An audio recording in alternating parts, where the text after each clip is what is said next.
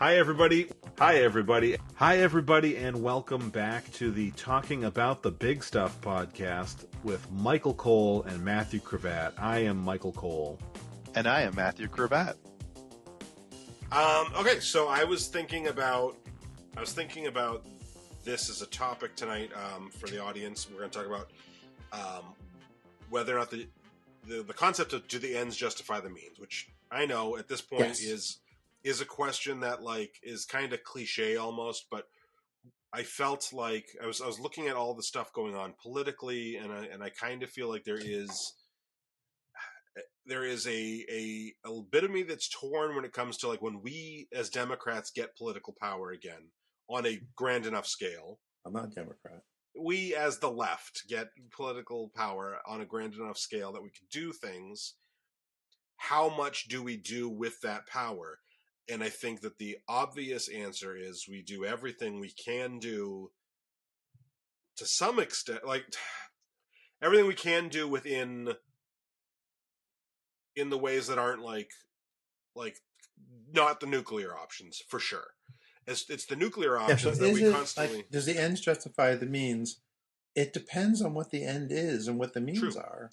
And that was where I was, with the... Like you say, if you had a time machine, would you go back and murder Hitler before he took over? That's murder as your means. Yeah. But the ends of that was avoiding World War II. So in that case, you might say the ends justify the means. Right.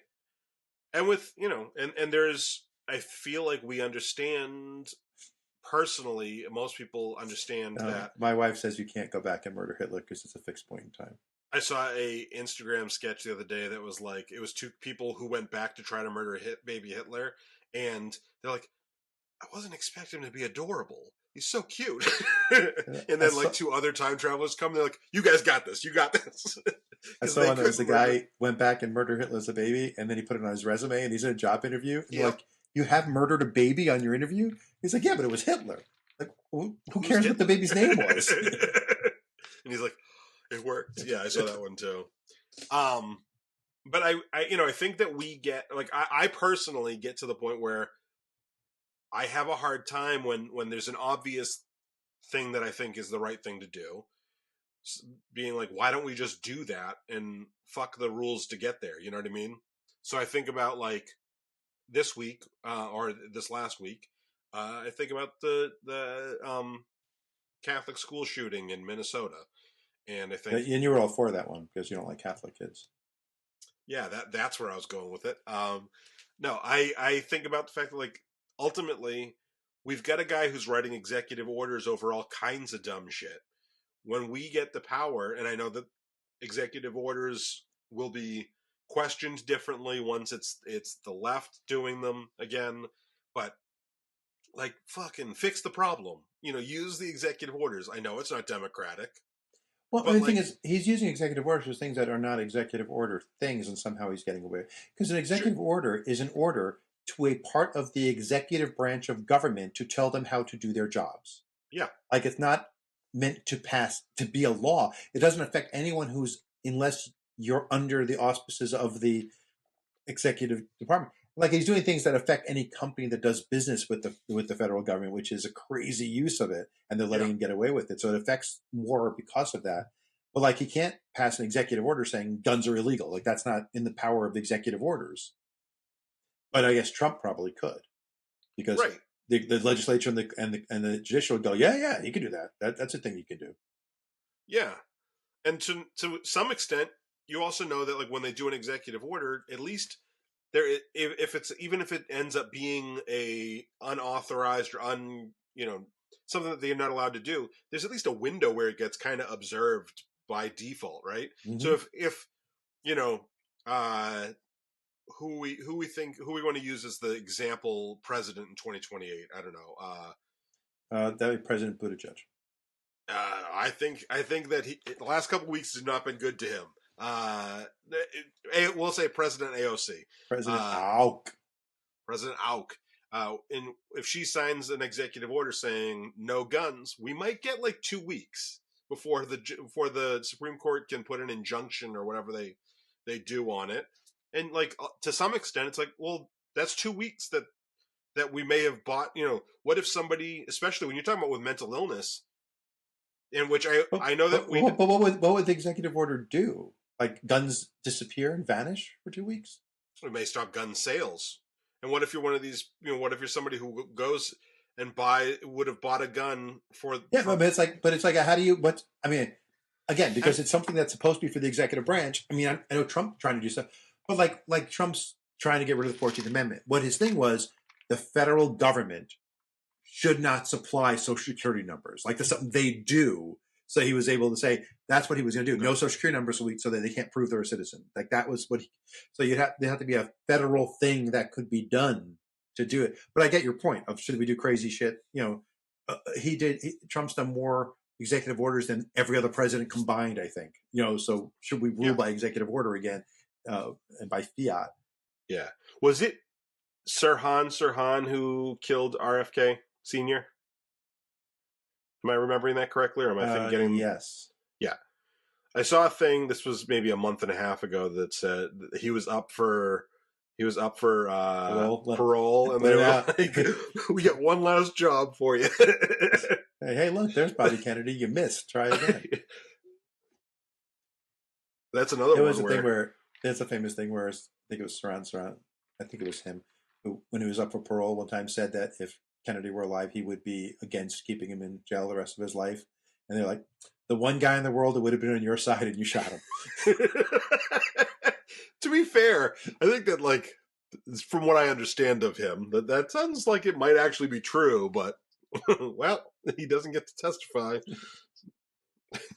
Anyway. Yeah, but I think that the ends justify, the classic high level of ethical Obama high road is the ends do not justify the means, right? That's the expression. That's the classical interpretation. But I think there are definitely times when some ends justify some means. For example, I think it is anti-democratic, unethical, and immoral to gerrymander. Mm-hmm. It is. But the Supreme Court has said that gerrymandering for political gain is A-okay. As long as you don't admit out loud that you're doing it for racist reasons too, it's A-okay. And okay, just real quick interruption. That is the greatest slogan for AOC's 2028 run. AOC is A-okay. Yeah, well, let's send it to her. She listens. Yeah, she's a big fan. Representative, you can use that. But like California saying, oh, well, we're going to do it because Texas did it. I think it's the right move to do. I think it's, in general, is it right to gerrymander? No, you should find the most fair way to the electorate to divide the electorate. But is it fair to say the Republicans are destroying our Congress and destroying our government and they're using gerrymandering? And the Supreme Court said it's fine. It's within the rules. Yeah. At that point, not doing it is like saying, you know what? I think home runs are unethical because there's nothing the other team can do about it. If you blast a home run, they don't have a chance to defend yourself. So I'm going to tell my players, only hit ground balls. Don't aim for home runs. Yeah. The rules say you can do it, no matter how unethical you think it is. Why you're going to lose if the other team is hitting home runs and you're not. Yeah.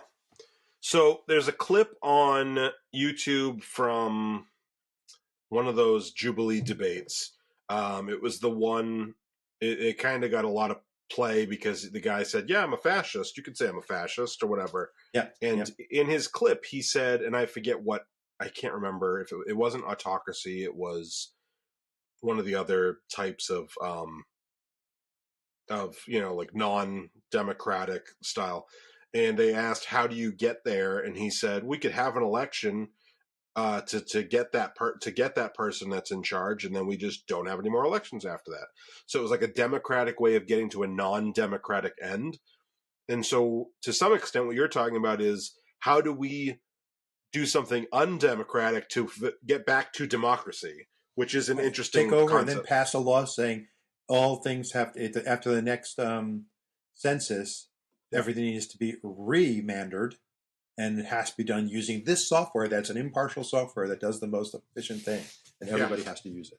Yeah. At least, nationally you can do it for the federal elections. I guess you couldn't force states to use it for state elections, but then you try to drill that down and get states to do it too. Yeah. But you could do it for Congress and, And, okay, another thing that is kind of not the way it was designed to be fixed, that people were trying to get done, was this pact between states, which they haven't gotten enough states on board or whatever to get rid of, to vote to make the Electoral College useless by doing an end run around it and saying whoever wins the popular vote, we'll just give our electoral votes to that, regardless of what our local vote was. Exactly. And I think that that was an interesting prospect. Now, there's too many issues that could have fallen apart if it had gotten to that point. The big risk of that is you set a precedent that it's okay to ignore your local vote. And then you could have the states who aren't on board with that just say, well, we're going to pass a law that all the Republicans get the Electoral College votes regardless of anything. We don't need a trigger. We just want to do it, which is what Trump was trying to do. He was running. He was like, he was calling up states saying, don't send the right electoral slate. You don't have to listen to your election. Do what you want. Right. Well, and that brings up a good point too, which is, at what point do we go, well, they're going to do the wrong thing regardless of whether or not we do the right thing, so we need to do the effective thing. They talk about the nuclear option. Years. They talk about the nuclear option a lot of times and like, oh, we don't want to use the nuclear option because that gives the Republicans the right. And it's like, the Republicans do what, huh? No, never mind. Just trying to upset my wife. Oh, the Republicans will do what they're going to do. And whether or not we're playing by the rules or not has never once affected it, except that they will try to guilt us when we don't follow the rules, but they never follow the rules anyway. Right. I think that if we do it, they'll do it is a really stupid thing when it comes to the Democrats saying that about the Republicans, because the Republicans don't care about precedent. If they have the idea to do something and it will help them, they will just do it. Yeah, absolutely. The idea of saying, oh, if we do it first, that will be bad because then they will do it. It's like they're going to do it if they have the ability to. You know. Yeah, whether it's blow up the filibuster or any of these other things that as soon as it benefits them, they'll happily do it. Yeah. Yep. And they showed us, I mean, the best example of them doing exactly that I can think of is all that crap about when when Scalia died, and they were saying like you can't, and it was like 9 months away from the election. They're like, you can't do that in an election year. And then for Amy Coney Barrett, they just did it in 2 weeks. They did it literally like, I think it was September that the opening went open, and then before November's election, and you're like, well, that very obviously is. Yeah, well, they laughed. Well, I mean, when he was asked about it, McConnell laughed. He was like, "Of course, that's lying. The rules don't mean anything unless I want to use them to my advantage." Yeah, it wasn't a rule. It was just me, just saying crap. I had the power to stop it, so I did what I want. So that's why I think that if we get a Democratic president and a Democratic House and Senate, I think that's they need to right away pass a new law that says we need a new federal redistricting. That we need to reassign how many people equals one representative in the House of Representatives, and then redistrict the entire country. So, like, tell every state, you get this is your population. This is how many representatives you're going to have in the new redistrict, and here's your new amount of representatives. And as part of that, also say, because our population is 300,000, we haven't done that since it was 30,000. So it's crazy that we haven't reevaluated. Yeah. And if it means more than 435 representatives, great. It could be more than 435. Or if you want to find the right number that will make it stay at 435, just find that right number. But make it the same. No matter where you are in the country, the same amount of people equals one representative. No matter how big or small your state is, same amount of people equals one representative. And at the same time, say, we haven't revamped our courts. Our federal courts are so far behind. So let's redistrict the courts and say there are 15 districts across the country for federal courts. Redistrict those 15 districts. Then say we need a Supreme Court justice over each district. And so we have 9 currently. We need to create 6 more Supreme Court justices, and this new Democratic president can appoint them or nominate them. Congress can approve them, and we can have 6 more justices join the 9 we have, so that we have 15. So we have still an odd number, 1 per district. Is that feel like it's packing the court and being unfair and doing it when you have power? Yes. But is that the way to balance what's already been done? Yes. Yeah. And then if you want to pass laws saying it can't happen again, great. Pass a law. Like say, oh, you know what? We did it because our population increased by a tenfold since last time we did it. Make that the part of the law. And this can be reevaluated when the population increases another tenfold. Good Yeah. luck when that happens. Yeah. Those are good that's a lot of good options. I also think if we can get the redistricting. So I'm announcing my candidacy for president. And that's my stance. Nice. Fix this shit. If we can get the redistricting to the point where we could have a supermajority, we should start putting some amendments in place that will fix a lot of this shit too. Because I think the last amendment was in the early 90s and it was about congressional salaries. We haven't been able to pass an amendment. And that took like a month to pass as opposed to ERA, which took 20-something years and then they didn't finalize it on time. Yeah. So they made up a deadline. There's no deadline in the Constitution. They made up a deadline to stop the ERA from succeeding. And then after got enough states and Biden was like, well, I think that counts to me. He waited to the last minute to say that, so there wasn't time to make it official. Schmuck-ass Biden a couple of months later said, I think it's official, make it official. He probably could have made that a fucking amendment if he had done it instead of waiting until the last week when he was on his way out the door. Yeah. Yeah. That would be more incompetence. Yeah. And we need to, there's certain things that there's a lot of things I think need to start getting enshrined in the Constitution. I think that bodily autonomy for women is we need. I did see a constitution that is the right to privacy constitution, which is what the Supreme Court just said we don't really have. It was made up. It's not true. Well, let's make up a constitution and the right to privacy, which includes your bodily autonomy, who you marry, which can be anyone of any gender. Yeah, that would be great. Who's old enough to enter into a legal contract. Yeah, and I don't know. I think I may have told you about this last week, and if I did, I'm sorry. There was a guy I saw, and he was talking about states' rights. And he's like, I think that we need to fight for states' rights, but maybe it's even more, smaller than that when we should go to regions. And maybe the regions, there could be two regions that have a city next to each other that one city really wants this and the other city doesn't want this. So then we could go down to the city level, but then it could be neighborhood to neighborhood. And eventually he landed on individual rights. We should have rights. If you want to have an abortion, it's up to you. It's not. And I think he was talking about abortion when he said it, but it applies to most states' rights things. And I have a hard time because I have a hard time thinking of an example of something that I think is really a good states' rights argument. I used to think marijuana, but even with marijuana, I'm kind of sure, but I think it should be states' rights, but we also have the federal law over it too, which is weird. We need to get to a point where, and those things should be not marijuana. Marijuana should not be enshrined in the Constitution one way or the other.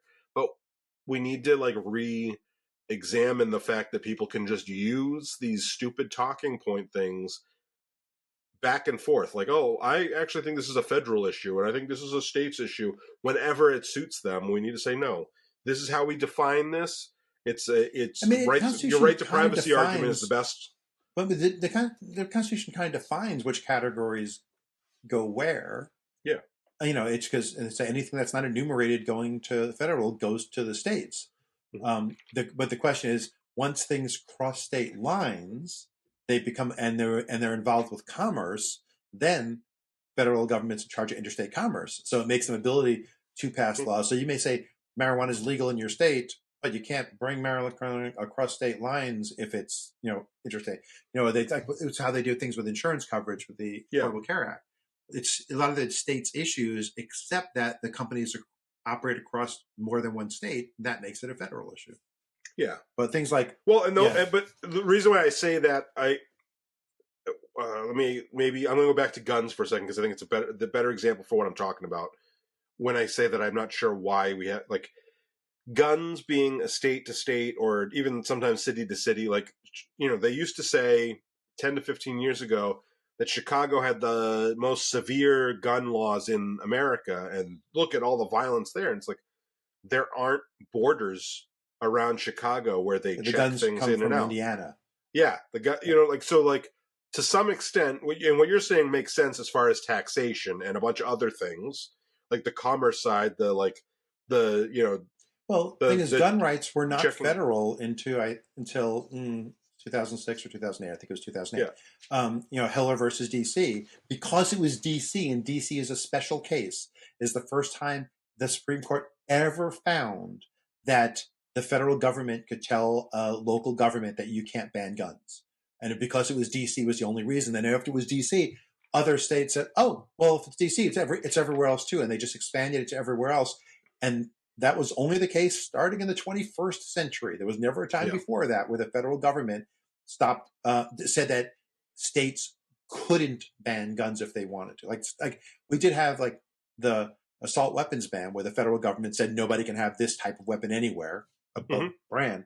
But we never had the federal government say North Carolina can't ban guns until DC versus Heller. That's the first time the federal government ever said, because the Second Amendment was written with the Bill of Rights, and the Bill of Rights only applied to the federal government. It was not a state laws. It was only federal governments. It wasn't until after the Civil War and the passing of the 14th Amendment, which said everyone has equal rights around the country, they started saying, well, that must mean that some of the Bill of Rights things have to be across the entire country to make sure you have that equal rights thing. And one by one, earlier amendments were incorporated out to the states to count. And for gun rights, the initial intent of the Second Amendment was the federal government could not tell the states what to do about guns, because if the states wanted to have a militia, the states could have a militia. It wasn't meant to be the state couldn't say you can't have a gun personally, because even in colonial times, people weren't allowed to have guns. Like that was always the case. Like, go to Colonial Williamsburg, one of the buildings is the armory where all the guns were kept, because you weren't allowed to have guns in your house. You were allowed to have guns when the militia needed to get their guns and serve the state. It's a made up thing to say the Second Amendment was for individual rights of gun ownership. It never meant that until DC versus Heller, when Scalia wrote, that's what it means now.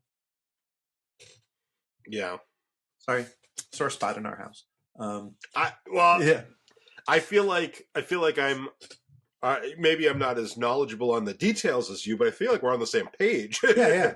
I don't say, but it's an example of one of the things that the federal government didn't have a right until the Supreme Court just decided one day. Now the federal government has a right to do this when they never had that right before. They just made up a right. That the federal government, and that's what the right says. The right to privacy is. They're like, the left said, yeah, but if you read all the rights we have, they're predicated on the fact that you have a right to personal privacy, which is not privacy of information. It's the ability to make your own decisions and have autonomy over your decisions about your life. Like the other amendments mean nothing if you don't have that as an assumed. And that's where they said you can marry whoever you want to, whether it's interracial marriage or eventually same-sex marriage. That's where they said abortion is a decision between a person and their doctor because it's a personal thing. And now the new Supreme Court said, we disagree. Since it doesn't say you have a right to privacy, you don't. The federal government can make decisions about your life for you. It's hunky-dory fine. And that's why they'll probably overturn same-sex marriage, and they'll probably overturn interracial marriage at some point, as they're getting so blatantly racist and proud of it. And then I think it's because that's how Thomas wants to get rid of his crazy wife. So he's going to overturn interracial marriage and dissolve his own marriage. Yeah. So that's an amendment to say, okay, you know what, you're right. It wasn't in there. Now it is. Right to privacy, the most basic thing that it was assumed that nobody thought you had to write down. We realize now there were Republicans, so we have to write it down. Yeah. I have seen. This is a little bit off topic from what you're saying, but I don't think it would fall into the same category. How they would get there, but I've been seeing a lot of people talking about repealing the 19th Amendment lately and saying like, no, we're always meant to vote as a family unit. And it was like, that is just a bunch of butthurt guys who are like, my wife might be voting in a way that I don't like. My wife is chattel. I saw it in the Ten Commandments. Like one of the commandments is not to covet things that your neighbor owns, like his oxen and his wife. So why are you letting his oxen and his wife vote? Yep. I thought that it said, thou shalt not covet thy neighbor's wife's ass. I thought that was a different thing. It's part of it. That's assumed, kind of like the right to privacy. It's kind of assumed by the Bill of Commandments. Nice. The Bill of Commandments. Another reason why I brought up this topic is that's why the 10 Commandments should be on the wall in every classroom, because Mike and I don't know the exact wording. Yeah. Because of course I had a Jewish Bible and he had a Catholic Bible, and the wording is different because there is no official wording of the 10 Commandments. Yeah.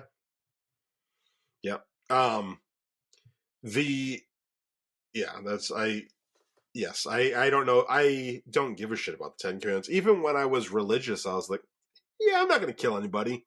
Like, there's a law about that. I don't need a commandment.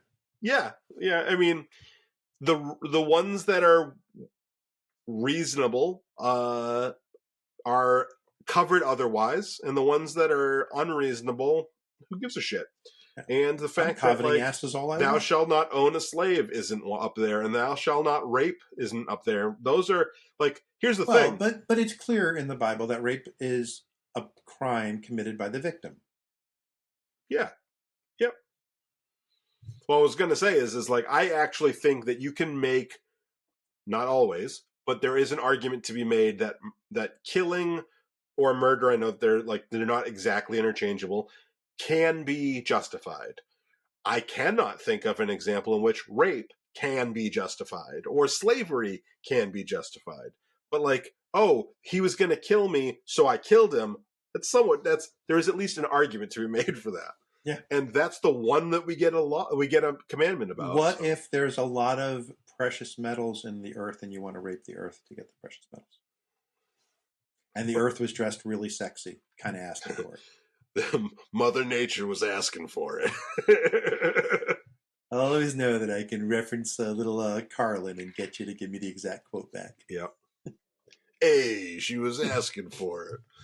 But I just don't give a shit about the 10 Commandments. But to the point, back to doing the trying to get the right thing done. There are times when I'm we just need to get this thing done, and there is a big part of me that's if no one else is playing by the rules, why are we? And more importantly, when the rules have changed, why are we still playing by the old rules instead of saying, "Oh, the rules are changed. Gerrymandering is fine, hunky dory, part of the rules now. Let's do it." I mean, even California doing it, and people they shouldn't be doing it. Why not? It's in the rule book now. It's like going for a home run instead of hitting a ground ball. Yep. Even if you don't like it, it's in the rule book. The other team is doing it. Why aren't you doing it? Yep. Yeah, it's true. It's kind of like playing baseball in the 90s without steroids. Right. But if they passed a rule saying you can use steroids, why wouldn't you? Well, it's like why Vince McMahon started calling wrestling sports entertainment instead of wrestling. And I think they stopped doing it in Vegas for a while because the thing was, it's not a sport. We can use steroids. It's not a sport. It's not an unfair advantage in a sport to use steroids. I want all my people on steroids, not a sport. You're telling me that those Adonises use steroids sometimes? I don't know if Adrian Adonis did.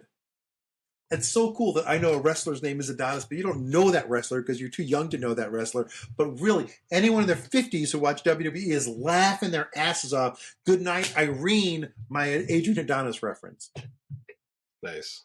That was his finishing move was Good Night, Irene. Basically a sleeper hold, but he called it Good Night, Irene. Oh, okay. Cool. He wore a leather jacket to the ring. He was a good guy. Yeah. Actually, he was usually a heel. He was actually a bad guy most of the time. I'm going to start wearing jeans to the gym. My favorite professional. Do you like capri jeans like John Cena? Oh no, I meant RFK because he keeps wearing jeans, and it's why? Why are you wearing jeans? Have you seen his legs? Something I was listening to. Oh, did he? Yeah. Something I was listening to kept calling him a never nude, and I was like, "Is he real?" I've never seen him outside, and. For a guy who I've seen with his shirt off a lot, I've never seen below his knees. We get Pete Hegseth, who says he's doing pull-ups and he was doing chin-ups because he couldn't do a pull-up because it's too hard. Oh, but they could have motivated him better. They could have put some alcohol on the shelf and then he'd have gotten up. I think this is a pull up. This is a chin up. Other way. Oh, okay, whatever. Yeah. I can't do Pull up either, is this so- way. It's a much harder than a chin up where your biceps are pulling you up to it. It's much easier to chin. Oh, okay. Than pull yourself up. It's much harder to do a pull up. I Like can't when I do was either. when so- I was a kid, you had to do the president's test for physical fitness. Ironically, Kennedy's test for physical fitness, but the President Kennedy, and it was like you had to do pull-ups, and pull-ups were fucking like I could do chin-ups, but pull-ups are really, really hard. It's much less leverage. Yeah. Which is why Pete did the wrong ones because he couldn't do the ones that he was saying everyone should be able to do, and he couldn't do it. Yeah. Leah says it's John Cena. Yeah, I saw a great picture from Dragon Con of all the John Cena and Drax the Destroyer cosplayers on the stairway. It was just an empty flight of stairs. Yeah. That's awesome. I had to reset my brain for a second and think about what's tough. Can I say so anyway? Then you reset. Yeah, so anyway. So the question really is not just the question is no longer do the ends justify the means. It's do the ends justify the means in this case? Yeah. Because now the ends sometimes some ends justify some means. Yeah. Not carte blanche all means, but I would even say there's cases where murder is just like you said, self-defense, like killing people is justified in some cases. Yeah. Different people have different, and some people might disagree. Some people say it's better to let yourself be murdered than to act in self-defense. Some people may say it's better to have your wife and children slaughtered in front of you than to kill someone in self-defense. Like that, there can be a pacifist position easily that could be made to that taking the life is worse than letting people around you be killed. Sure. I don't agree, but I can see the case being made. Yeah, I agree. I agree with you, not with. Yeah. But I mean, I'm not saying that it's always justified, but I can say that it's an opinion that people can hold one way or the other. But, and I can say, maybe if someone's destroying your democracy, it's justified for a Secret Service agent to do it. Maybe. I don't know. It's something to be interesting to discuss. We have a tendency in this country to use the stupid platitude of violence is never the answer, right? And we've, both sides. No matter how often we're proved that it is. Well, I mean, I remember there's been a lot of times, and it's been both sides of the political, aisle that have said it, depending on the issue. But ultimately, this country was founded with violence. Yeah. We have the rights. But we did drop 2 nuclear bombs on Japan to end the war. Well, I was going to say, and then we people wanted to leave the way we left, not for the same good reasons, but they wanted to, and we said, no, you won't. And we kept them here with violence. And then we had the World War, which, could we have handled that differently? Absolutely. But it would have included violence regardless of the solution with World War II, in order to stop the Holocaust from continuing or going further than where it ended. We needed violence to stop the war. We needed violence. Did we need the dropping of the bombs? Maybe. Even if it's not necessary, it doesn't mean it never solved anything. It does solve some things, even if it's not necessary. Unnecessary violence can solve something. Mm-hmm. If someone's trying to mug you and you beat them to death with a bat, that solved that. Maybe it wasn't necessary to beat them to death, but it solved the problem. You can't deny that it solved it. Yeah. And if you were hungry enough and you licked the bat clean, you got a nutritious blood meal. So I was a little upset today. I was at a protest today, and I saw a lot of signs. It's because it's Labor Day. We're recording this on Labor Day, and there was a protest for workers over billionaires. And I saw a lot of signs that said "Eat the rich," and I thought "Eat the rich" is an untenable position. Mulch the rich. You can mulch them and use them to grow healthy vegetables. Come on, let's not be cannibals. We could just use them as mulch. That's my position. That my ends justify the means. Yeah. Yeah. What a showstopper that one is.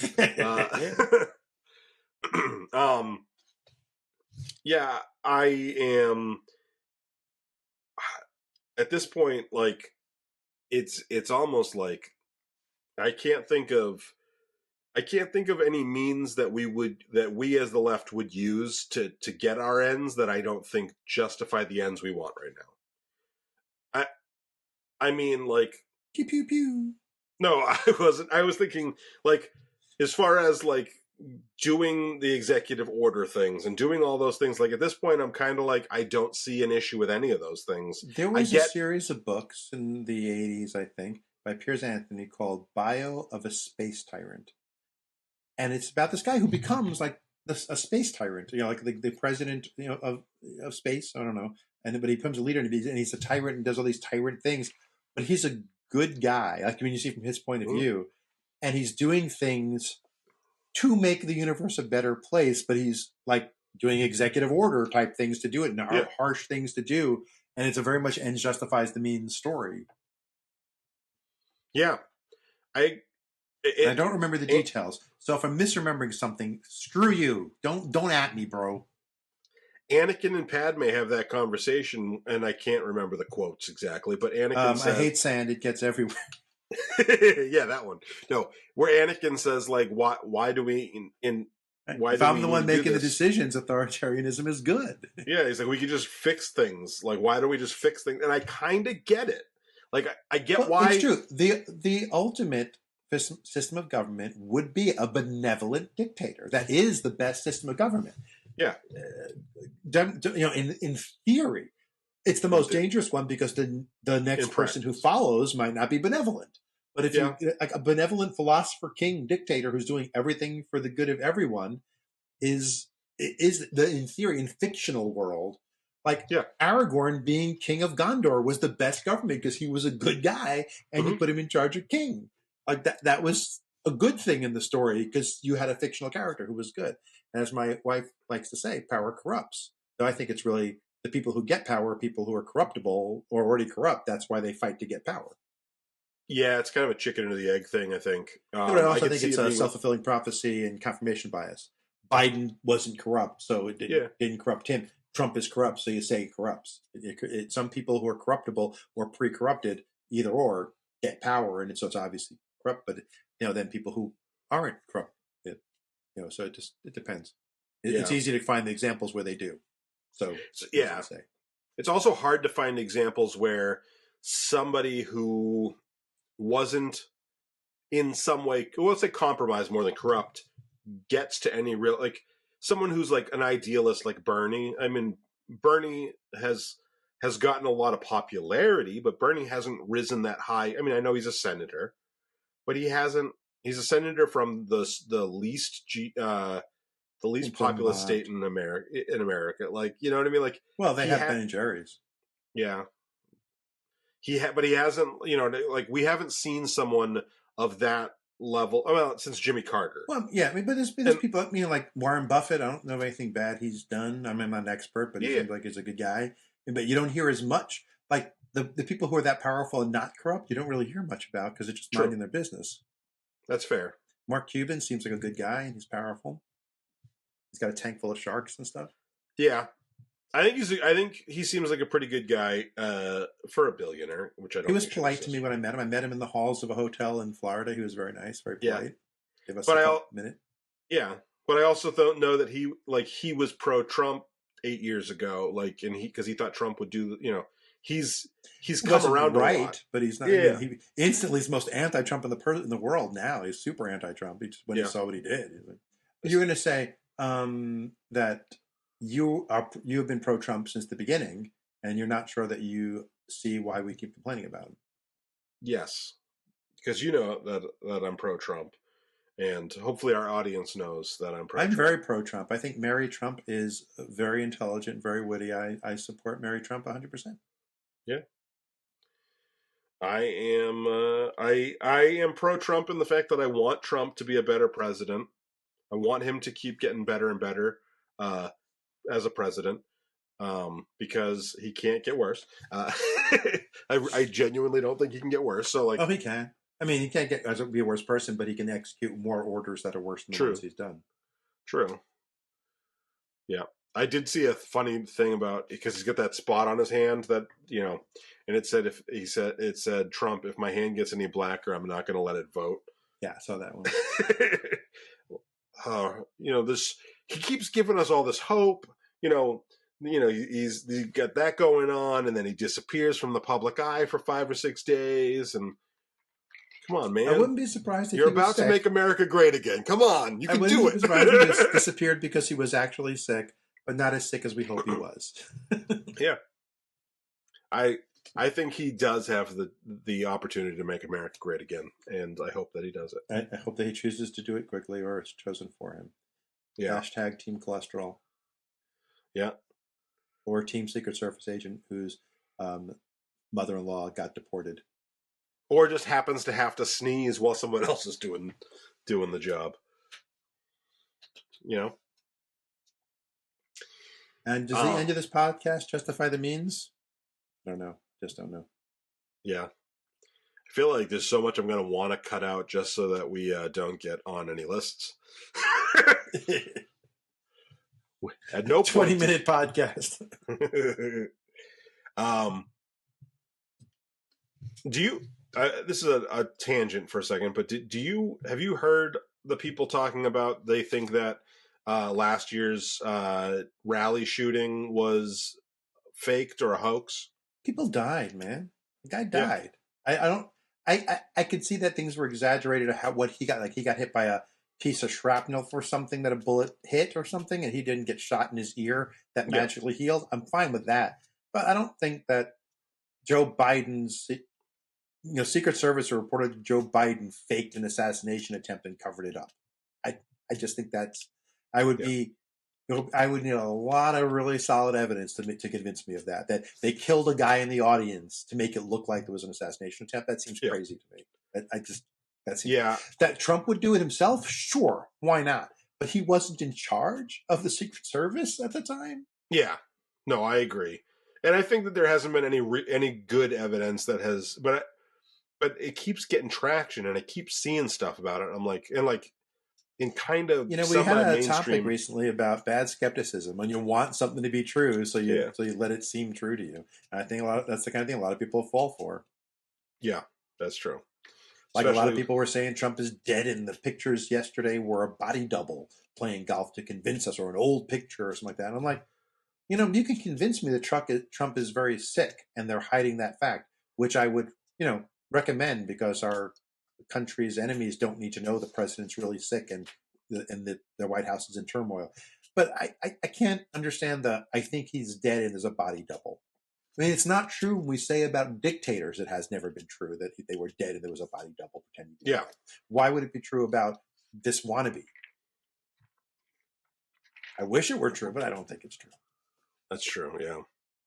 Also, just so we're clear, if something happens to Trump in the next 11 months, steps down, gets impeached. I know he's not going to step down or get impeached, but I'm just throwing. If for any reason he's no longer president, called home to heaven because he's such a good person, he solved peace in Russia. Vance will be the youngest president in history, not just youngest elected because that's JFK, but he'd be younger than Teddy Roosevelt by a year, because Teddy Roosevelt was 42 and Vance. You know what? He can have that.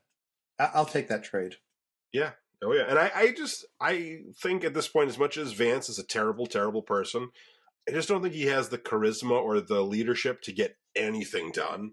And so, he is not the populist that Trump is. No. He may want to do all the same things, but I don't see everyone, even his own party, falling in line with him the same way. Yeah. Sorry, I just got an alert while we were talking about it. No. I had to look because it said Donald Trump is reportedly trying, and I thought it said dying. And I was like, what? I said we were at the protest today, and everybody was joking. Wouldn't it be great if all of our phones went off at once? And at my retirement party yesterday, one of my friends said that. What if all of our phones beeped at the same time? Yeah, no, it says he's reportedly trying out several of RFK Jr.'s snake oil cures and is now experiencing chronic diarrhea. I don't even know what the source is, to be honest. So, we don't even know that he's sick. So how do we know that he's trying out? Yeah, but it was. But that would be great. If he is sick, those are the remedies I want him to try. A little ivermectin, baby. Maybe you have a horse parasite. Take a little ivermectin. Yeah. All right, so we have got 0 usable stuff this week. Hey, that we're not saying anything illegal. We're saying we hope he does what his chief medical person advises. That's We're positive. just using thoughts and prayers. Thoughts and prayers. And I'm thinking that he's going to do something dumb, and I'm praying he does. Yep. Anyway, sorry, you were about to say something? I was about to talk to the people watching the video. Okay, go ahead. I say, hey, if you're watching to the ends of this video, that means you'd enjoyed our Ends and Means podcast. So go ahead and like the video if you haven't already. Make comments if you've got some stupid puns like that you want to make. I'm here for it. Subscribe to our channel. Ring the notification bell. YouTube, even if you don't want to, just do it for us. YouTube likes it when people do it. I mean, we're not monetized. We don't expect to be monetized anytime soon. But we would like our stupid thoughts to be shared with as many people as possible. So go ahead and do us a favor and help spread our mental viral disease to everybody else. Even though I'm going to say Mike was sick this weekend and did not come to my retirement party because he didn't want to spread his actual viral, potentially, disease. So we don't spread real disease here. We don't believe in spreading real disease, but our mind virus should be spread. So please like, subscribe, notify, comment, ding, ding, ding, ding, bing, bing, boo. That's right. And if you're listening to this instead of watching this, give us a like or a star or whatever, whatever your podcast app of choice allows. And you could give us a review. That'd be great too. And if you want to give us something else, you can go to patreon.com/talkingaboutthebigstuff. They could give money at patreon.com/talkingaboutthebigstuff, couldn't they? They can, but they don't have to. They could give us just support on there. Cool. For $0. You can get access to the regular podcast feed through there. And they can watch the podcast live and hear the 45-minute podcast we did, or the 50-minute podcast we did, rather than the 12-minute that's actually going to make it past the Secret Service. Yeah, exactly. This is going to be the shortest episode ever for non-patrons, but for patrons, it'll be longer. And that's where we also have... I keep realizing that if I lean in, it like my camera wants to refocus the light or whatever. It's annoying. Anyway, what was I saying? Oh, and for $1 you can get this episode early.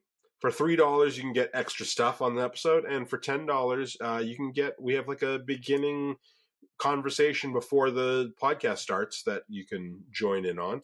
But anyway, any of those options allow you to get access to the live stream as we're going out. Most of the time it's Monday nights at 6:30. Not always. Sometimes we might change it up if we have a guest that wants us to, or our schedules are weird. Or next week's record, I might be in a CAN training for a different reason, and it starts at 5 and it might run late. Okay. Mm-hmm. CAN, by the way, I emailed them months ago and they have not responded. So... What is that? I email them all the time. Is there something we need? I'll tell them. I'll talk to you about it off. Yeah. For now, give us money, give us likes, spread the word. We do shit on social media, so follow our social media channels and share, retweet, reblog, re-TikTok, tickety-tock. Share the Instagram. Hey, Instagram has a fun little thing where you can put a little thought bubble and say, these guys turn me on so much when you share it. Do all those things. Yeah. And if you're looking for just some good reading, I've got a book out right now that you can buy today. You only have one book out right now? Well, I have another book coming out. Whoa! So I was going to get to the book that's coming out. This is a collection of short stories, poems, essays that I wrote. I wrote it years ago, but it's kind of a new version of it that came out, I don't know, You took out the bad shit? I took out the stuff that I wasn't happy with, but I also added in some new stories and stuff that I had written in the time since original publications, called Everything I've Got Left. You can get that wherever you get books. It's also digital download too. So yeah, check that out. And it's $9.99, so that's pretty inexpensive. That's and less than $10. Yeah, it is. And then I have coming out in November, The Dinner Party. It's a novel. I kind of think theme-wise, obviously it's a fiction because it's a novel, but theme-wise, I think it fits a lot of the stuff that we've talked about on this podcast over the years. It talks about purity culture, sexual maturation, treating people right. I think that it's a story that people so far are liking, my early reviewers, my early readers, and I think you might like it as well. And it's also available wherever you get books, not necessarily in physical stores, but you can buy it from your favorite bookstore on stuff like bookshop.org. They can special order it for you, so you can order it online or go in the Yeah. store and ask them to special order it. They may not Yeah, but if carry you go to it in stock. michaelchristophercole.com, you'll be able to find a cheap way to buy it. And if you want to If buy only it, you can get like a preview of it on michaelchristophercole.com. you can get the first chapter. You also can see a chapter reading that I did. What was it, 2 weeks ago, a week ago? I forget. Depends on when this airs. Yeah, it was 2 weeks ago. It was 3 weeks ago by the time this airs. And I did a chapter reading, which is also Chapter I think 4. number 4. Chapter 4. Yes, chapter 4. So anyway, check that out. And yeah, that's what I've got going on. And we're unemployed, so these kind of things help us. So Matthew's not unemployed, because unemployed. I'm done employed. He's done employed. Yep, because he's old. But Alex and I are not that old, and we have to keep working. They're unemployed hairdressers. Yep. All right. So Matthew, any last thoughts? My only last thought is to repeat a good joke. If you made it to the ends, then it means a lot to us. Thanks a lot. Remember, the conversation doesn't end here. It's just the beginning. If you have thoughts or questions or topics you'd like us to tackle in a future episode, drop us a line on our social media channels. Engage with this video when you are now watching it as a VOD on YouTube.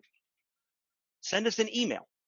We love hearing from our listeners, bringing us topics, because if you leave it up to the three of us, we're going to eventually be talking about underwater basket weaving. So we would appreciate you guys reaching out a little bit. Don't forget to subscribe to Talking About the Big Stuff on your favorite platform. Give us a 5-star rating. Engage with it. Criticize us. We need to grow and be better, and you're going to help us be there. You're going to help us get to that point. It really helps us more to reach out and also to keep the conversation going. Thank you for tuning in. We'll be back next week with more big ideas and more thought-provoking discussions. Until then, stay curious, stay informed, and keep talking about the big stuff. The preceding podcast has been a Chocolate Diamond Media LLC production.